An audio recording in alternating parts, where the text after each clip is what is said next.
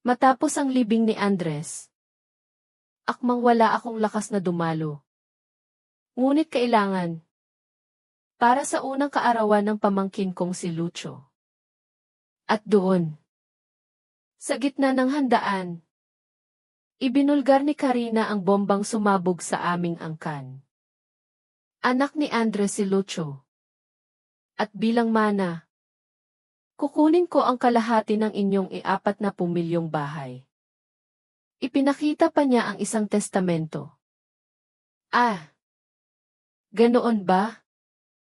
Ang nasabi ko lang. Pilit na pinipigilan ang tawa na gustong kumawala mula sa aking dibdib. Ako si Belen. Sa edad na 34. Hindi ko inasahang magiging balo ako. 3 buwan na ang nakalipas nang bigla ang kunin ng isang aneurysm si Andres. Ang asawa ko sa loob ng 11 taon. Pagkaraan lang ng ilang araw mula sa libing. Kinalagkad ko ang sarili ko patungo sa handaan ni Lucho. Ang unang kaarawan ng pamangkin ko. Dito. Sa bahay upahan ni Karina sa Quezon City. Ibinagsak niya ang balita na yumanig sa lahat.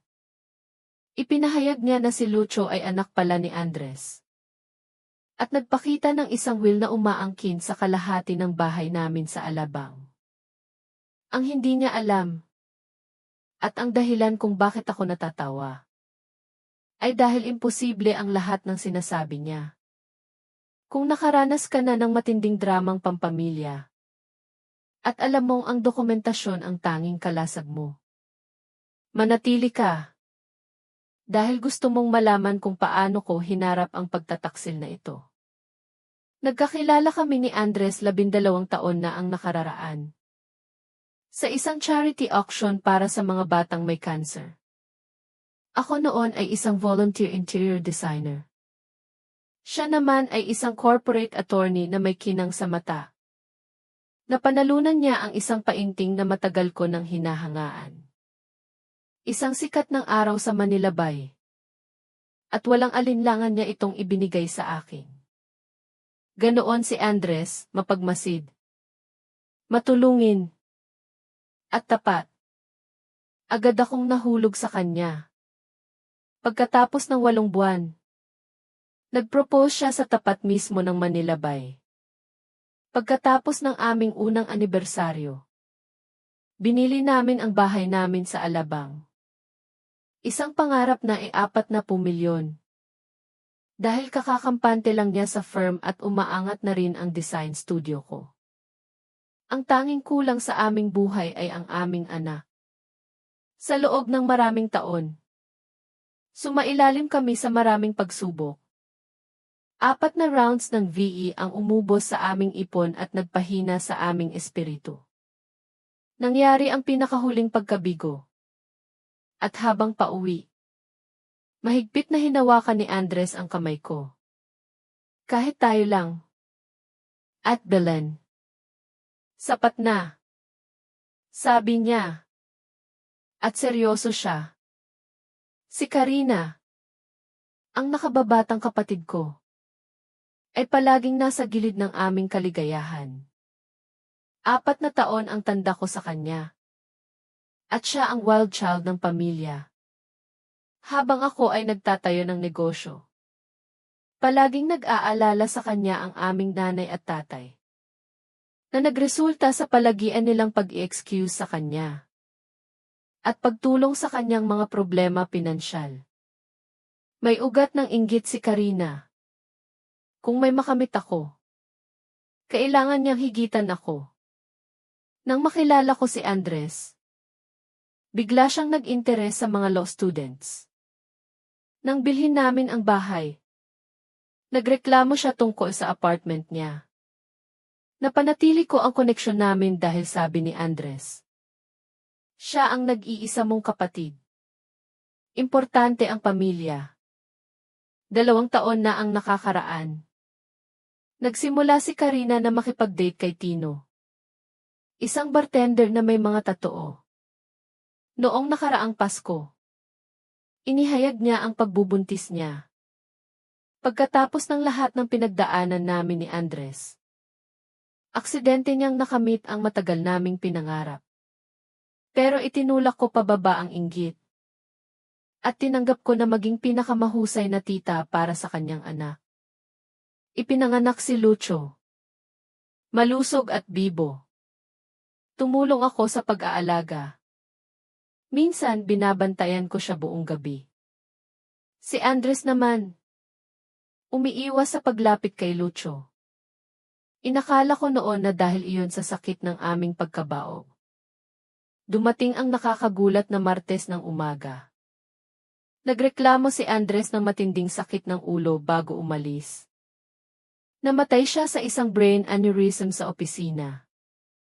Wala na siyang magawa. Nawasak ako. 1 linggo matapos ang libing. Dumating ang kaarawan ni Lucho. Pilit akong nagbihis at pumunta sa bahay ni Karina. Puno ng takot at pagtataka ang aking mga magulang. Ramdam ko ang pag-iwas ng mga tao. Inakala kong dahil iyon sa pagiging bagong balo ko. Nang tumayo si Karina para magsalita, nag-iba ang dating niya nakaayos. Parang nanalo sa loto. Maraming salamat sa pagdalo sa kaarawan ni Lucho. Simula niya, marami akong inilihim. Isang lihim na hindi ko na maitatago pa. Lalo na pagkatapos ng mga huling pangyayari. Kinilabutan ako. Alam kong may mali. Hindi anak ni Tino si Lucho. Inanunsyo niya. Ang mata niya ay nakatingin diretso sa akin. Anak siya ni Andres. Tumigil ang mundo. Narinig ko ang bulong-bulungan. Pero parang ingay lang sa likod ng utak ko. Sinabi ni Karina na nagkaroon sila ni Andres ng brief affair 2 taon na ang nakalipas. Isang sandali ng kahinaan. Pero nangyari ito. Hinalukay niya ang bag niya at naglabas ng isang nakatuping papel. Alam ni Andres ang katotohanan bago siya namatay. Patuloy niya.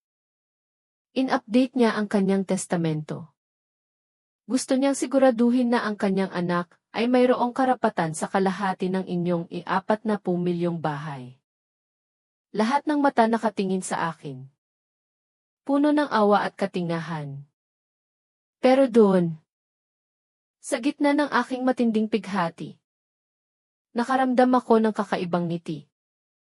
Hindi ito ngiti ng tuwa, kundi ng katawa-tawang kawalang paniwala. Naiintindihan ko. Sabi ko ng mahinahon. Maaari ko bang makita ang will na ito? Karina. Nabigla siya sa pagiging kalmado ko. Ibinigay niya sa akin ang dokumento, isang nakakakilabot na peking papel. Mali ang legal na lengguwahe. At ang pirma ni Andres, bagamat kamukha, ay may maling pagdugtong sa I at T. Alam kong peke ito. Binalik ko ang papel. Salamat sa pagbabahagi nito. Sa tingin ko, kailangan ko nang umuwi. Pag-usapan na lang natin ito ng pribado. Para hindi masira ang party ni Lucho. Naiwan si Karina at ang mga magulang ko natulala. Pagkasakay ko sa kotse, tuluyan kong pinakawalan ang tawa. Ito ay halong galit, sakit, at pagka-shock sa kapal ng mukha ng kapatid ko. Dahil mayroong isang bagay na hindi alam ni Karina. Isang bagay na nagpawalang bisa sa kanyang buong plano. Ang katotohanan tungkol kay Andres at Karina ay nagsimula 3 taon na ang nakalipas. Ilang buwan bago pa man ipinanganak si Lucho.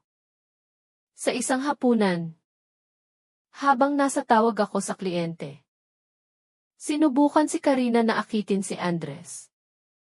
Pinasaringan niya ito ng mga inappropriate comments at sinabing, mas deserve mo ang babaeng nakaka-appreciate sa'yo. Agad siyang binasted ni Andres. At sinabi sa akin, nagpa siya kaming hayaan na lang. Pero nagpatuloy si Karina. Nang minsan ay nagpunta pa siya sa opisina ni Andres nang walang imbitasyon. Tiniyak namin na hindi na sila magkikita ng kaming dalawa lang. At binlock ni Andres ang numero niya matapos siyang magpadala ng suggestive text. Tapos, dumating ang issue sa kalusugan ni Andres. Kinailangan niyang operahan dahil sa varicocele. Nang dahil sa komplikasyon, inirekomenda ng doktor na samantalahin na ang operasyon. Para magsagawa na rin ng vasectomy. Sinang-ayunan namin ito. Matagal na kaming sumuko sa pagkakaroon ng sarili naming anak. Ang vasectomy ay ginawa 2 taon bago ipinanganak si Lucho. Ang impormasyong medikal na ito ay inilihim namin. Dahil pagod na kami sa mga tanong tungkol sa aming pagiging childless. Tanging kami. At ang mga doktor ni Andres ang nakakaalam. Pagkatapos ng operasyon, naging paranoid si Andres. Hindi pa tapos si Karina. Sabi niya, baka subukan niyang gumawa ng mas matindi pa sa hinaharap. Nagpatawag kami kay Atty. Ramos at naghanda ng disaster preparation kit. Doon namin idineposito ang tunay na will niya, na nag-iwan ng lahat sa akin. Ang medical records na nagpapatunay ng kanyang vasectomy. Ang journal ni Andres na nagdokumento ng bawat pagtatangka ni Karina. At isang liham mula kay Atty. Ramos.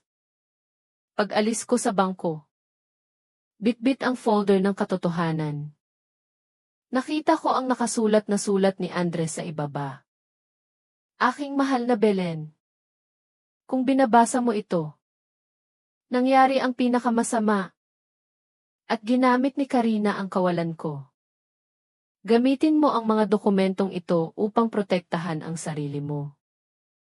Ang pagmamahal ko ang kalasag mo. Kinontak ko agad si Atty. Ramos. Oras na para magplano. Nagkita kami ni Atty. Ramos at Frank Delaney. Isang private investigator. Si Frank ay isang dating pulis. At hindi nagtagal. Inilahad niya ang katotohanan tungkol kay Karina. Lubog siya sa utang mahigit 3. 5 milyon sa credit card at medical bills ni Lucho. Na may butas sa puso at nangangailangan ng patuloy na gamutan. Nahaharap din siya sa eviction dahil 4 na buwan na siyang hindi nakakabayad sa renta. Iniwan din siya ni Tino, ang totoong ama ni Lucho, na may warrant of arrest pa para sa hindi pagbayad ng child support. Ipinakita rin ni Frank ang mga text messages ni Karina at ng kaibigan niya. Nasaan ang detalye ng kanilang plano sa pagpeke ng pirma ni Andres. Malamig at kalkulado ang kanyang balak. May 2 opsyon ka. Belen. Sabi ni Atty. Ramos. Maaari nating kasuhan si Karina ng forgery at fraud. Na may parusang pagkakakulong. Oh. Maaari tayong maging pribado. Harapin siya at bigyan ng kondisyonal na tulong. Upang maprotektahan ang sarili mo. At si Lucho. Ang pamangkin mo. Pagkatapos kumonsulta sa aking therapist, pinili ko ang pangalawang opsyon. Kinabukasan, pinapunta ko si Karina sa bahay. Mukha siyang kampante. Akala niya sumuko na ako.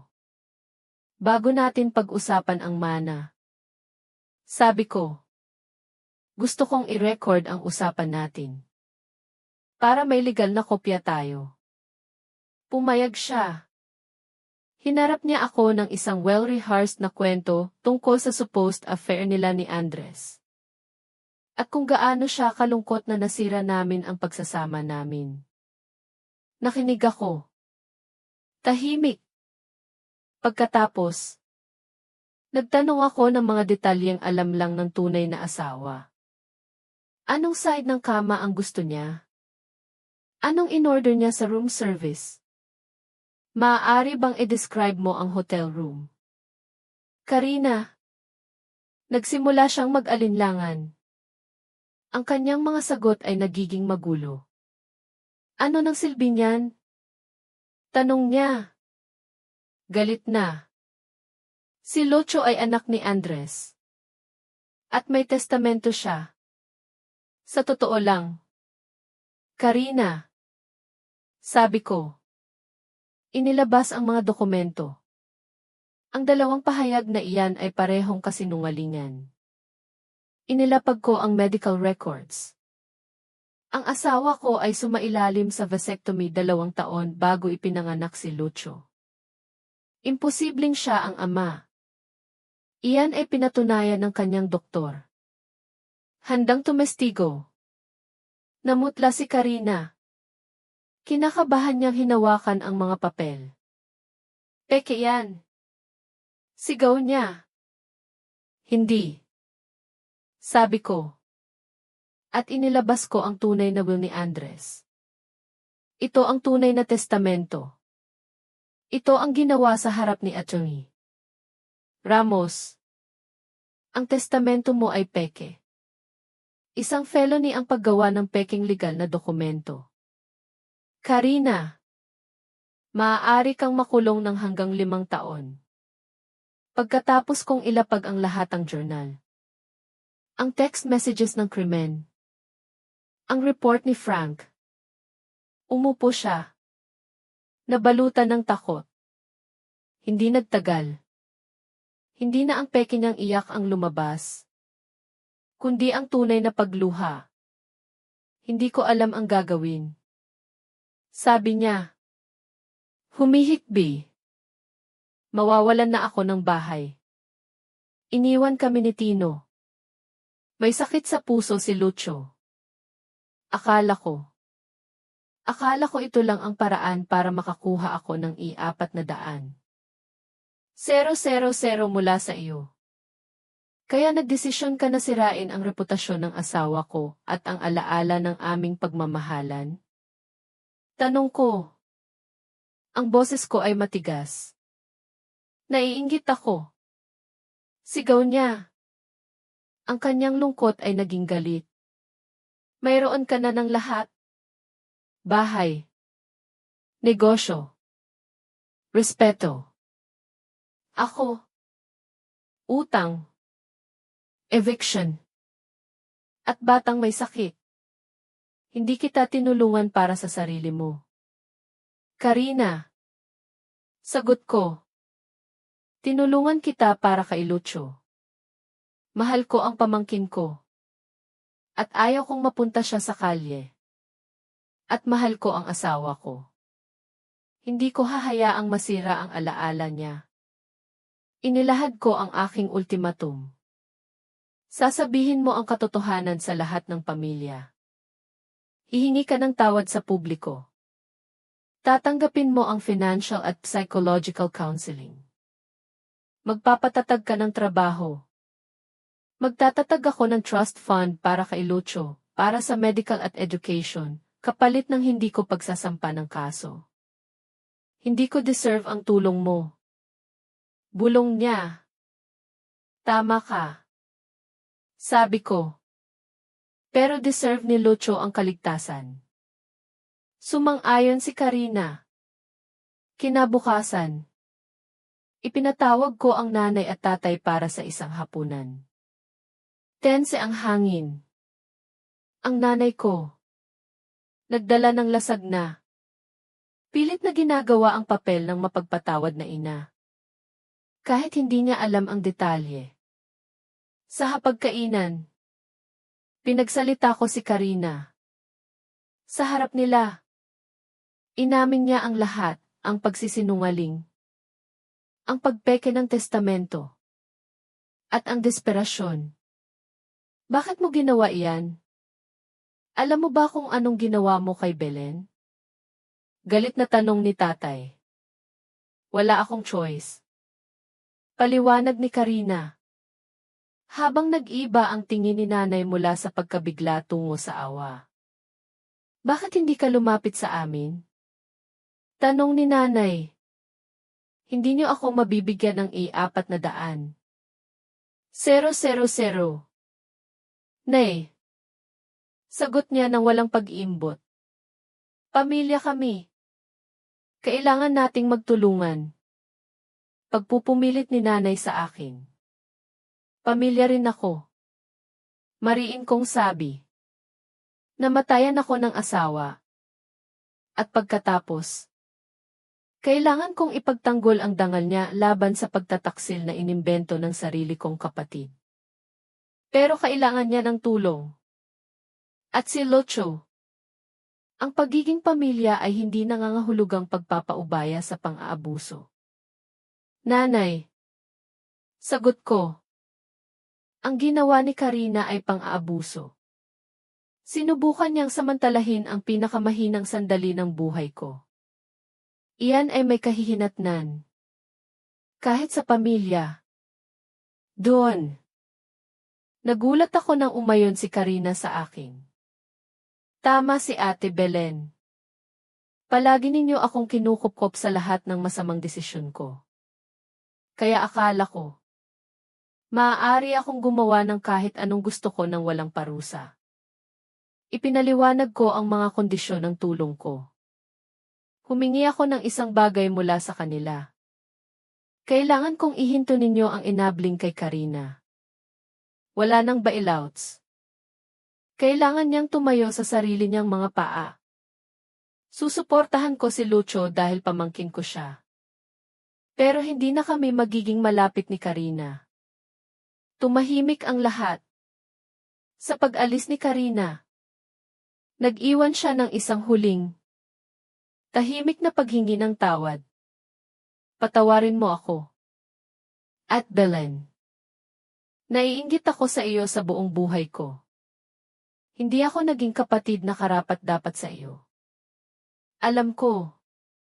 Sagot ko. Hindi ko alam kung mapapatawad kita. Pero handa akong tingnan kung saan tayo dadalhin ang bagong landas na ito. Para kay Lucho. At siguro, balang araw, para sa ating dalawa rin. 1 taon matapos mamatay si Andres. Nakatanim ako sa aming hardin. Nagmasid sa mga bulaklak na inihanda ni Andres. Natupad ang lahat ng kondisyon. Nakatatag na ang trust fund ni Lucho. Tumutulong sa kanyang gamutan. Si Karina, matatag na sa trabaho, at nagpapagaling sa therapy. Ang relasyon namin ay formal. Ngunit may respeto. Inaayos ko ang mga hangganan sa aking mga magulang. Itinatag ko ang Andres Preston Foundation for Legal Education, pinangalanan ko pa rin ang foundation kay Adam. Pero ginawang aspirational at lokal ang focus. Nagbibigay ito ng scholarship sa mga mag-aaral ng batas na galing sa mahihirap. Upang magpatuloy ang alaala ng integridad ni Andres. Nakakita ako ng bagong pag-asa si Michael. Isang propesor ng ethics. Na nagpapakita sa akin na ang pag-ibig ay hindi nangangahulugang pagpapalit. Kundi pagpapatuloy. Natutunan ko sa malaking pagsubok na ito. Na ang paghahanda ni Andres ang mga dokumento. Ang vasectomy ay hindi lang legal na pag-iingat, kundi isang gawa ng malalim na pag-ibig. Ang pag-ibig niya ay nagpatuloy na nagpoprotekta sa akin. Kahit wala na siya. Kung mayroon akong isang bagay na ibabahagi sa sinumang humaharap sa pagtataksil ng pamilya, ito ay protektahan mo ang sarili mo. Gamit ang dokumentasyon at mga boundary. Ang mga taong tunay na nagmamahal sa iyo ay rerespetuhin ang mga hangganang iyan. At ang mga hindi, ay hindi karapat-dapat sa iyong pagmamahal. Ikaw, kailan ka huling nagtatag ng matitinding boundary para protektahan ang sarili mo o ang iyong pamilya? Mag-iwan ng komento at ibahagi ang iyong karanasan.